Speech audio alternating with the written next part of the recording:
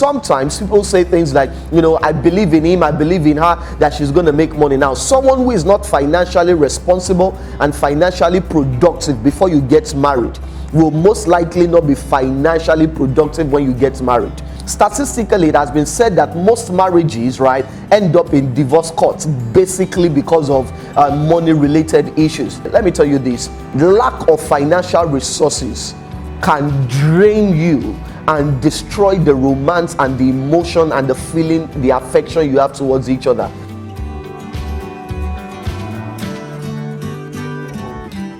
This is Akintola Samuel, and you're welcome to Q&A Thursdays. Right, at the Q&A Thursday on the Romance Academy, I take out time to answer questions on relationships, marriage, and everything in between.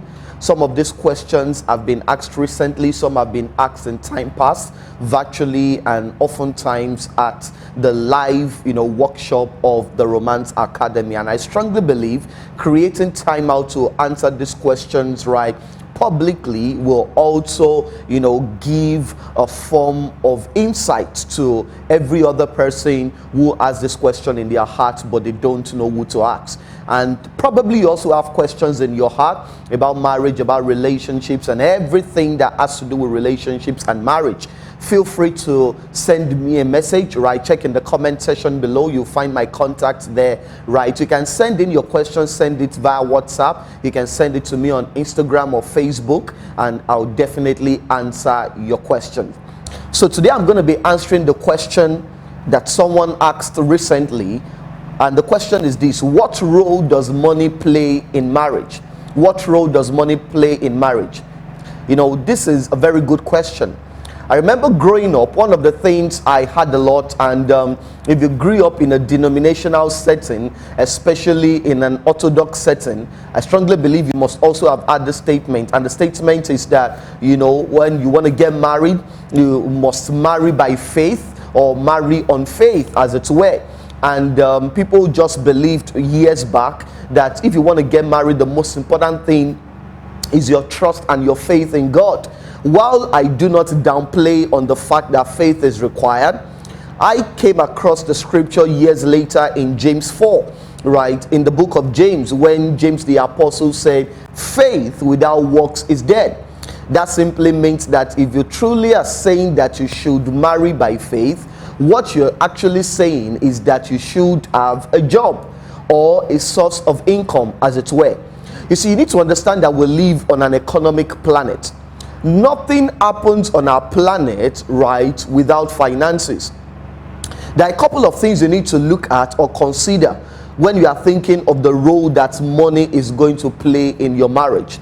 You see, in this part of the world where I come from, I don't know about other tribes and other belief systems, right? One of the mindset and belief, right, in the Yoruba tribe in Nigeria is that the moment you are out of school, right, and you get a job, the next thing, even if you've just started working for 1 or 2 months, the belief system is that the next thing you should start thinking of is marriage, right? Is a popular belief system, you see. And many people have gotten married based on this belief system, and months down the line or years down the line, they realize that they were really not ready for marriage, because the fact that you are earning something or you have a basic source of income doesn't mean you are ready financially for marriage.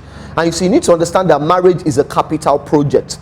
Marriage is a capital project. You see, there is no romance without finance. How much you enjoy your marriage is largely dependent on the resource, right, you have at your disposal. There are a couple of questions you need to ask yourself, right? If you're the one that asked this question, or probably someone else has been thinking about this, maybe you're single or newlywed and you've been thinking about this question also, that what role does money play in marriage, or is it going to play in my marriage? You see, you need to understand this. There are questions you need to ask yourself, right? What quality of life do you want to live? You see, because the truth is this: someone living in a metropolitan city will require more financially than someone who is living in the suburbs, right? Or someone who is living in not so metropolitan part of the country, right? So there are a couple of things you need to consider, but you see, you need to have this at the back of your mind. We live on an economic planet. You see, even the world has been categorized into three, and it is based on the economic power of nations, right? So you see some countries referred to as the first world nations, some countries referred to as the second world nations, and some countries have been referred to as the third world nations. Now, if you look at these countries, most of the countries referred to as third world nations, you will realize that many of these nations are rich in mineral resources.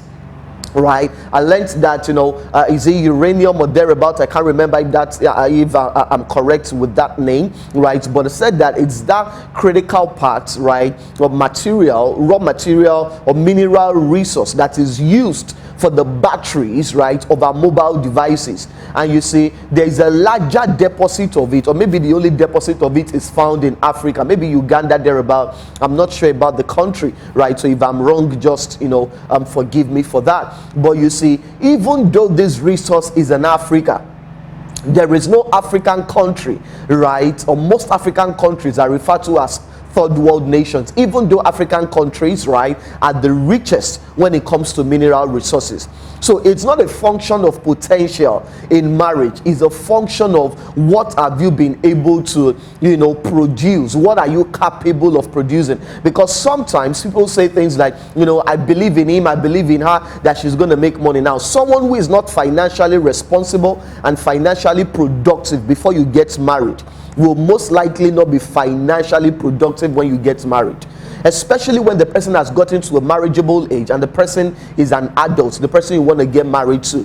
And you see, there is also, I've realized that there's usually a difference between a family that has one income and a family that has two incomes, right, streams of income.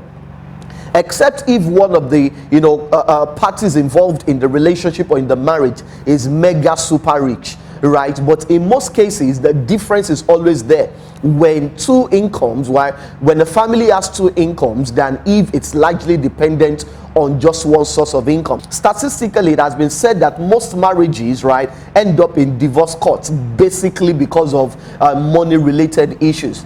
So I want to believe that you don't want to get married and months down the line you are thinking of a divorce. Haven't you noticed that couples, right, that are more financially resourced, they have less arguments in most cases than couples that are under financial strain?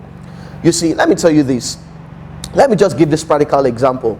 A couple that can afford two cars, right, would have less arguments about the fact that one party is delaying the other person from going to where he or she wants to go to. Because if the person is delaying you, what you're going to do is you're going to take your car keys, right, go to where you're going. The person is going to take his or her car keys and meet you there, instead of having to wait because you have no choice. Now, a family that can afford to pay a housekeeper will have less arguments about the fact that the house is in a state of disorder, and maybe the wife is not, you know, doing the cleaning as she's supposed to. So you need to understand that money plays a critical role. Never downplay the role of money. I've seen a lot of people in the name of being spiritual and religious, they say, no, it's not about the money. It's not about, you know, once the love is there. Let me tell you this. The lack of financial resources can drain you and destroy the romance and the emotion and the feeling, the affection you have towards each other. You see, one of the things I've come to realize is this: marital peace is often disrupted when there is no money. I'm going to say that again. Marital peace is often disrupted when there is no money. You see, dreams can morph into nightmares in the absence of resources. You need to understand that. That dream you have, the romantic dream, we're going to do this, we're going to do that, it can morph, it can change into nightmares simply because there are no resources. You see, you're watching this video right now, it requires money to do this.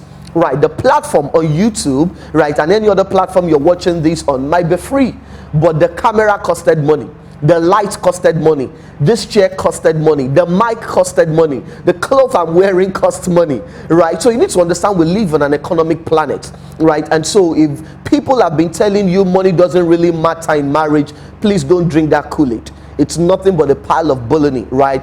Don't believe that lie. Money plays a critical role. Money plays a critical role. There's another question someone sent in recently, right, that is related to this. So I don't want to, answer that question in this. So probably I'm going to answer that in the next video or in subsequent videos. But please, you need to understand money plays a critical role in your marriage. So I had this statement many years ago that there are 3 things that are certain in life. Number 1, bills. Number 2, tax. And number 3 is death. And you need money for these 3 things. Even for you to be buried, money is required, right? Even the grave that you're going to be buried, they are going to pay for it. So we live in an economic planet. Don't let anybody kid you.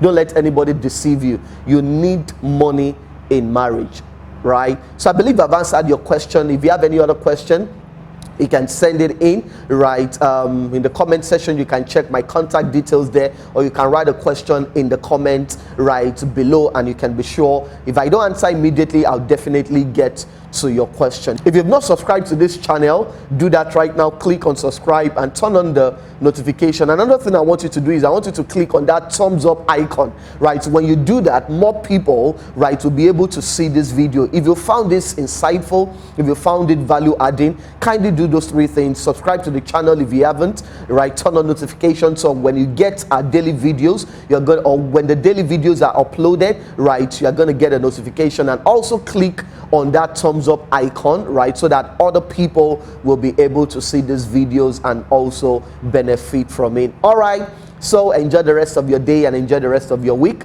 All right, see you in the next video. Bye for now.